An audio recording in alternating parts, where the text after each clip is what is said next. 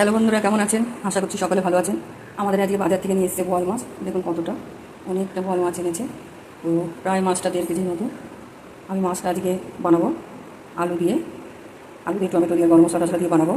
তো বেশিটা করবো না, অল্পই করবো, শুধু খাবো আর আমি আর আমার কর্তা। কারণ কেউ খায় না একদম বোয়াল মাছ, তো সেই জন্য অল্পই করবো, 4 পিস করবো। আর বাদ বাকিটা রেখে দেবো, আবার অন্যদিন করবো। আর মাছটার মধ্যে দেখুন কত বড় ডিম হয়েছে, বড় বড় ডিম হয়েছে একটু। তো ডিমটাও আমি আজকে বানাবো না, ডিমটাও রেখে দেবো, ডিমটা আমি অন্যদিন বানাবো। তো দেখতে থাকুন, মজাদার মজাদার আমাদের শাশুড়ি বৌমার ইউটিউব এবং ফেসবুক। আপনারা দেখতে থাকুন, আমরা কত ভালো ভালো রান্না করে দেখাবো। বেশি বেশি করে লাইক শেয়ার করবেন। আর বুঝতেই পারছেন, শাশুড়ি বৌমা মানে সব জায়গায় শাশুড়ি বৌমার চ্যানেল। আপনাদের মজাদার মজাদার রান্না দেখাবো। আপনাদের অনেকের প্রায় ভালো ভালো সবার আশীর্বাদ পাচ্ছি। তো আমি আরও চ্যানেলটাকে অনেক আগিয়ে নিয়ে যেতে চাই। আপনাদের সকলের সহযোগিতা অবশ্যই করবেন। হ্যালো বন্ধুরা, দেখুন আমি 4 পিস মাছ নিয়ে নিয়েছি। তো 4 পিস মাছের মধ্যে আমি এবার একটু নুন হলুদ মাখিয়ে নেবো। নুন দিয়ে দিলাম, আর হলুদ দিয়ে দিচ্ছি আমি পরিমাণ মতো। আমি এবার মাছটাকে একটু ভালো করে মেখে নেবো।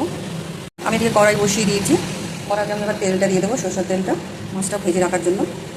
এবার মাছটা ভেজে নেওয়ার জন্য তেল দিয়ে দিলাম। আমি কড়াতে একটু 1 ফোঁটা নুন ফেলে দেবো, যেহেতু বোয়াল মাছ প্রচণ্ড ফাটে। এটা প্রায় গরম হয়ে গেছে। আমি এবার মাছগুলো দিয়ে একটু সরে যেতে হচ্ছে, ছাড়া শুরু হয়ে গেছে। দেখুন ফাইনালি আমার মাছগুলো পুরো ভাজা হয়ে গেছে, আমি ভেজে তুলে নিয়েছি।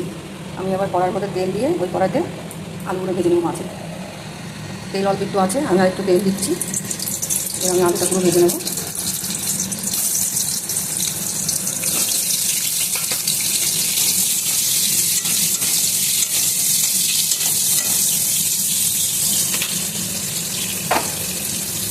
নুন দিয়ে দিচ্ছি আলুর মধ্যে।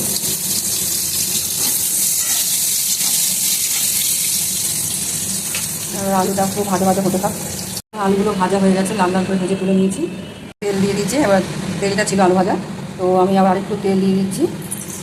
এবার আমি এখানে ফোড়ন দিয়ে দেবো সাদা জিরে, দিলাম আমি 2টো তেজপাতা, আর দিয়ে দিচ্ছি আমি এবার টমেটো কুচানো।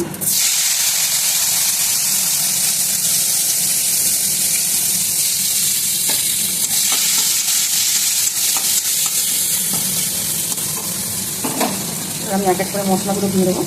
দিয়ে দিলাম আমি ঝাল লঙ্কার গুঁড়ো, দিয়ে দিচ্ছি হলুদ, জিরে গুঁড়ো, সব কিছু পরিমাণ মতোই দেবেন, মাছ আন্দাজে। দিয়ে দিলাম নুন।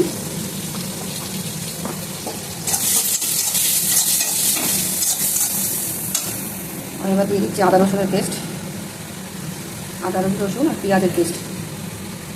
টমেটোর পেস্টটা দিইনি, যত টমেটো অনেকটা কুচানো দিয়েছি বলে। তো আমি এবার মশলাটাকে পুরো কষিয়ে নেবো তেলের মধ্যে। এবার আপনারা দেখতে থাকুন। দেখুন আমার মশলাটা প্রায় হয়ে এসছে, মশলাটা পুরো কষানো হয়ে গেছে। তো আমি এবার আলুগুলো দিয়ে দেবো মশলার মধ্যে। কি সুন্দর কালার এসে গেছে, লাল একদম। আমি এটা কাশ্মীরি লঙ্কার গুঁড়ো ব্যবহার করিনি, তাও ভালো কালার এসে গেছে। আমি একটু জল দিয়ে দেবো।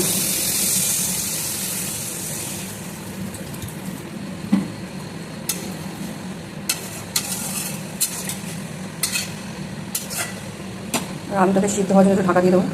আমি এবার মাছগুলো দিয়ে দিচ্ছি ঝোলের মধ্যে।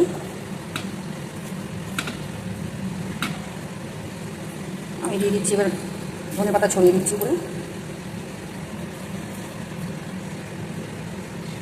এবার ঝোলটা ফুটে গেলে, মাছ আর আলু পুরো সিদ্ধ হয়ে গেলে, আমি নামানোর সময় গরম মশলা দিয়ে আমি পুরো নামিয়ে নেবো।